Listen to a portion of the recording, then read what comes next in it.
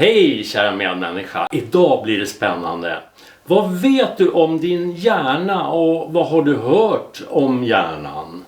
Idag så ska vi slå hål på 5 vanliga myter om vår fantastiska hjärna. Jag heter Garik och driver företaget Coaching Life. Välkommen!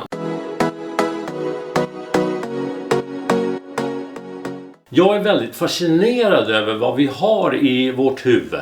Det vill säga vår hjärna. Den gråa fettklumpen som är den centrala delen att vi fungerar som människor. Mycket forskning har gjorts om just det här och här är några myter som du kanske har hört talas om. Vi börjar med myt nummer 1. Och det här är en klassiker och kanske den vanligaste myten. Vi använder bara 10% av vår hjärna. Faktum är att vi använder hela vår hjärna, men dock inte samtidigt. Men varje del av den har sin egen funktion och de aktiveras regelbundet. I evolutionära termer skulle det inte vara meningsfullt alls att utveckla ett sånt superverktyg och sen bara använda 10% av det, eller hur? Så nej, det är falskt. Men det här kommer förmodligen ifrån det faktum att det mesta av vad vår hjärna gör sker på ett omedvetet plan och på en omedveten nivå. Och här pratar jag om saker som att bygga nya celler, matsmältning, arbetsflödesprocesser och så vidare. Men också det som har hamnat där är allt ifrån vår barndom och senare upplevelser som fortsätter att påverka oss dagligen utan att vi ens är medvetna om det. Så hur mycket skulle du säga är medvetet och hur mycket är omedvetet? Är 10% medvetet? Skulle du hellre vilja säga 50%? Vad tror du? Vi har faktiskt inte helt definitiva siffror ännu, men modern forskning uppskattar allt ifrån endast 2% ner till 0,05%. Så vi använder vår hjärna till 100% men mestadels omedvetet. Medvetet använder vi bara en liten bråkdel av den. Myt nummer 2. Alkohol dödar hjärnceller. Du vet, den där riktigt hemska baksmällan och huvudvärken dagen efter där det blir lite för mycket att dricka. Vilket som kan få dig att känna och tro att alkohol dödar dina hjärnceller. Men det är inte sant. Alkohol dödar inte hjärnceller. Men vänta nu innan du börjar fira och korka upp champagnen och ställa till med fest. Det här är bara halva historien. Så nej, alkohol dödar inte hjärnceller. Men vad det gör, det är att det slutar genereringen av nya hjärnceller eller neuroner. Och det är i stort sett lika illa som att döda befintliga.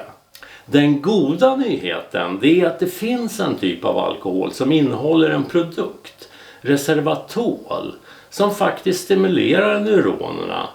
Men i kombinationen med alkohol så jämnar de i princip ut varandra.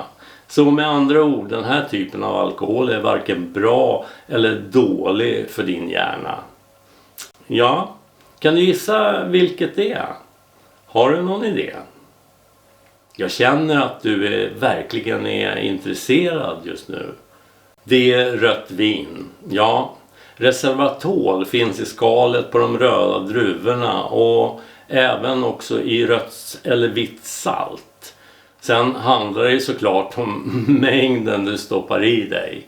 Hur nyttigt det är för dig eller inte.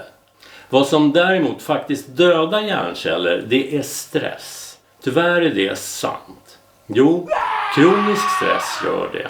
Om du blir stressad under en kort stund så är det inga större problem. Problemet börjar uppstå vid kronisk stress, där den stora boven i dramat är kortisol. Efter cirka 20-30 minuters stress så börjar kroppen producera kortisol. Och kortisol skadar vår hippocampus. Det dödar våra hjärnceller i hippocampus. Och hippocampus är involverad i minnet och skapandet av nya neuroner och neurogener. Så kronisk stress, och i kronisk mening, är mer än 20-30 minuter. Och det försämrar inte bara vår hjärnfunktion. Desto viktigare är det att det gör bestående skador på vår hjärna, eftersom det dödar våra hjärnceller. Så därför är det bra att träna och att läsa böcker. Du har säkert hört att en liten förändring kan ge en stor effekt i längden. Och just så är det med böcker. Läser du cirka 10 minuter om dagen så kan det minska din stressnivå med upp till 68%. Och det är ju galet bra, eller hur? Med minskat stresshormon så får du också bättre fokus och rikare fantasi på köpet. Så skärma av dig från allt surr och pling och utforska läseffekten. Myt nummer 3. Vår hjärna vilar när vi sover. Faktiskt inte alls. För det är oftast i sömnen som vår hjärna är ännu mer aktiv än när vi är vakna. Du kanske tänker att när du blundar på natten och går och lägger dig och ditt sinne blir tomt och din hjärna går också och lägger sig, eller hur? För det är oftast i sömnen som vår hjärna är ännu mer aktiv än när vi är vakna. Vilket av det som händer i sömnen är relaterat till vad man skulle kunna kalla för underhållsuppgifter. Vissa forskare har till och med jämfört det här med trädgårdsarbete. Du vet, att gå ut och rensa ogräs, beskära grenar och kratta löv. Och ungefär så fungerar också hjärnan. Den slutför också en viktig uppgift när det gäller minnet. Eftersom vi flyttar information från vårt korttidsminne till vårt långtidsminne under sömnen. Vår sömn är verkligen hörnstenen i vår hjärna. Att sova för oss är livsviktigt. Och genomsnittet är 8 timmars sömn, även om det tenderar att variera lite grann. Det bästa sättet för mig att förklara vikten av sömn på vår hjärnas prestation är genom en studie som gjordes där man tog raka topp A-studenter och lät dem sova mindre än 6 timmar per natt. Och tittade på hur deras betyg utvecklades. Nåväl, det tog inte lång tid att se hur skolans resultat utvecklade sig. De förflyttade sig drastiskt från de översta 10% till de lägsta 10% i sin klass. Så om du trodde att det är slöseri med tid att sova, ja, tänk om. Myt nummer 4. Multitasking gör oss mer produktiva. Vissa hävdar att de är riktigt bra på det. Den stora vetenskapen säger oss motsatsen. Men det är mer för kognitiva uppgifter. För alla uppgifter där vi bara behöver använda måttliga färdigheter som att gå eller cykla eller när vi lärt oss att köra bil. Och när vi väl har automatiserat den aktiviteten så kan vi göra någonting annat samtidigt.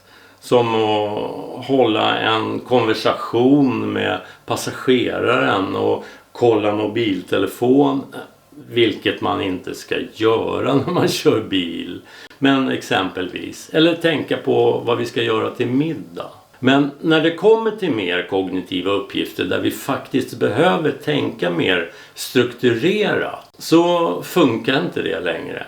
Så att vi blir mer produktiva med multitasking, det är en myt. Vad hjärnan gör, det är att den växlar fram och tillbaka mellan olika uppgifter. Och vi får för oss och tror att vi gör båda samtidigt. Men i verkligheten så gör vi inte det. Och det finns en mycket enkel förklaring till det. Du ser, i vår hjärna så kan neuronerna bara göra en sak i taget. Och neuroner gör det genom att organisera nätverk för att prata med varandra.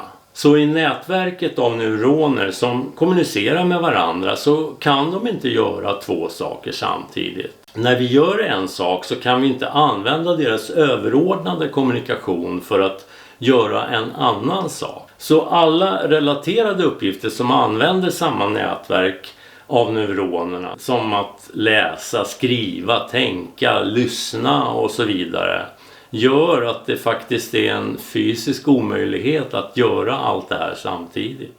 Många studier har visat att den verkliga effekten av multitasking är allt ifrån mätbara IQ-resultat som häpnadsväckande är 40% lägre vid utförandet av flera uppgifter samtidigt. Så, gör en sak i taget.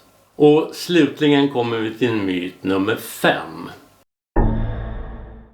Har du hört talas om Mozart-effekten? Mozart-effekten påstår att bebisar blir smartare när de lyssnar på klassisk musik. Har du någonsin hört talas om det här? Att klassisk musik gör våra barn smartare. Och den myten ledde till och med att mammor satte hörlurar och högtalare på magen för att få smartare barn. Men ja, jag är ledsen att göra dig besviken. Barnen blir inte smartare av att lyssna på klassisk musik. Den här myten är baserad på en liten studie som gjordes för många år sedan och är tagen ur sitt sammanhang och helt ur sina proportioner. Det är dock sant att musik är bra för vår hjärna. Att lyssna på den, sjunga den, det är ännu bättre, och gärna spela den. Men vilken typ av musik är bäst, kanske du undrar? Och här visar forskningen att vilken musik den gillar, så är det den rätta. Så om du gillar klassisk musik så är klassisk musik det.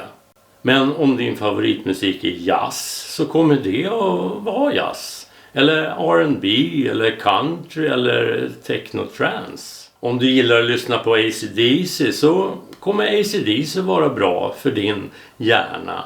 Oavsett vad din favorit är.